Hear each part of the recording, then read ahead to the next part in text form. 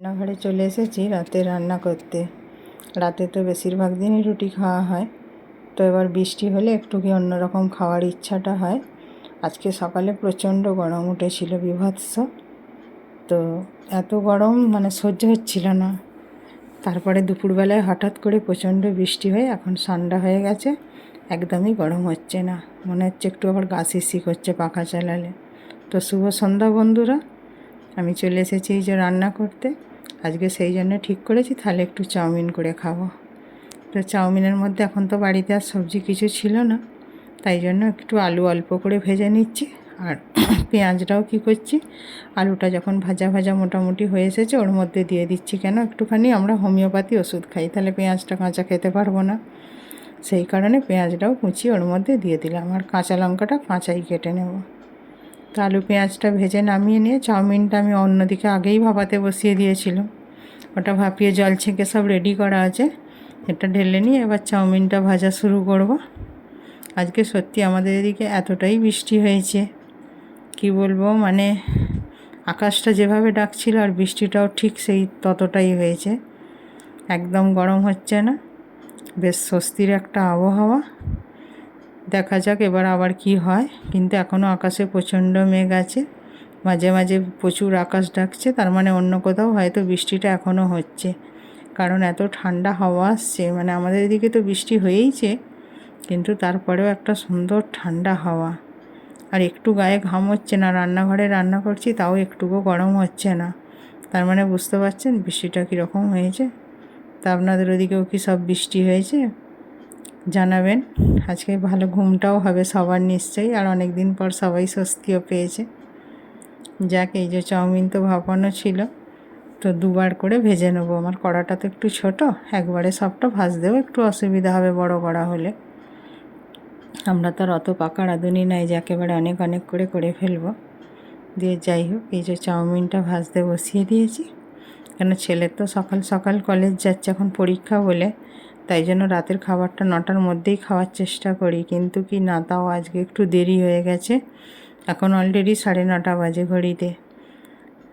তো একটু বাইরে গিয়েছিলাম, দরকার ছিল, সেই জন্য এসে আবার বাকি কাজগুলো গুছিয়ে নিয়ে রান্না করতে গিয়ে দেরি হয়ে গেল।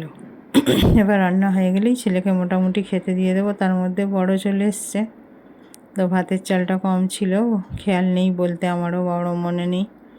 তো ওই কারণে হচ্ছে কি, ও আবার গেল চালটা আনতে। নাহলে একসাথেই আজকের দিনেও খাওয়া হতো হয়তো। তো এখন চাল আনতে গেছে, অবশ্য যদিও বাড়ির সামনে, কিন্তু দোকানে তো ভিড় থাকে আর গাড়ির রাস্তা পেরিয়ে আসতে একটু সময় লেগেই যাবে। তো যাই হোক, এসেও গা ধুয়ে নিয়ে তারপর খেতে বসবে, আর আমি ছেলে ততক্ষণ খেতে শুরু করে দেবো। কারণ ছেলের অলরেডি লেট হয়ে গেছে, সকালে খিদে পায় না, এই জন্য। এই যে ডিমটা কীরকম ভাজছি দেখুন, এবার ঝুড়ি ঝুড়ি করে নেবো, ভুজিয়া টাইপের, মানে তেলের ওপরেই। আর আলাদা কোনো বাটি করি না ডিমটা গোলার জন্য, তেলের ওপরে সব ডিমগুলোকে ফেটিয়ে এমনি ভেঙে দিয়ে দিয়েছি। তারপরে এই যে খন্তি দিয়ে সব রেডি করে নিচ্ছি। এবার এই যে আলু পেঁয়াজ আর ডিম আর কাঁচা লঙ্কাটা নিয়েছি, চাউমিনের সাথে মিক্স করব। এই যেগুলো সব মিক্স করছি। এবার বড়েরটা এই যে তুলে রেখে আর আমি ছেলে খেতে বসে যাচ্ছি। এবার খেয়ে নেবো, খেয়ে নিয়ে এবার ছেলেকে বলেছি দিয়ে ওপরে চলে গিয়ে পড়। আমার তখন আজকে কালকের আনাজ কেটে রাখা হয়নি, রোজই কেটে রাখি, এই তাড়াতাড়ি বলে কাটা হয়নি। এবার কাটবো, বাসন দেবো, এখন অনেকটা কাজ আছে, তো করে তারপর যাব। কারণ সকালে না হলে আর আমার খুব অসুবিধে হয়ে যাবে, অনেক বাসন জমে যাবে, আর অত বাসন মাজতেও অনেক বেলা হয়ে যাবে। তো এইগুলো করে তারপরে আমি ওপরে যাব। তাও কালকে রান্নার চালটাকেও আমি বের করে রাখি, কেন সকালে তো খুব তাড়াহুড়ো করতে হয়, যদি আবার চালটা বের করব তারপর ধোবো। তো এই বাসনগুলো ধুচ্ছি। এবার বর তার মধ্যে টুকিটাকি কাজ আজকে করছে, বোতলে জল ভরা, ফিল্টারে জল ঢালা, এইসব কাজগুলো ও করছে। তাড়াতাড়ি চলে এলে করে, তো আজকে এমনি করছে। আমার অনেকটা লেট হয়ে গেছে বাইরে গিয়ে।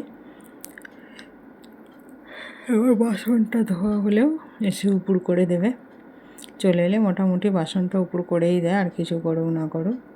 কিন্তু যেহেতু আজকে রাত হয়েছে তো এই কাজগুলো করবে, তাও মোটামুটি টুকটাক করেই দেয়, এই আর কি।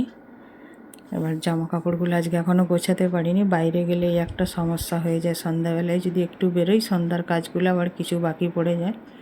এবার ওপরে শুতে গিয়ে গুছাবো, যদি খুব একান্ত ভালো না লাগে তাহলে কী করবো, এই চেয়ারেই থাকবে।